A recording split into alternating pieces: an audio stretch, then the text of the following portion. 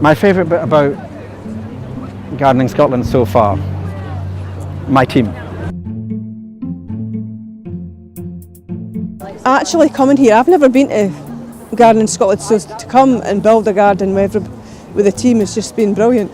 We have loved meeting all the public coming in to have a look at our garden and their positive feedback from it. I've been surrounded by a fantastic group of people who I've known over the last 2 years, and they've very much become friends as well. I think just having from the idea in my head and actually just seeing it coming down onto paper and then realising it in reality as the garden came together. The highlight for me is about taking a design and building it. So you come across a lot of practical issues and trying things like making the water feature and actually working as a team together to kind of resolve those issues and making the garden come to life.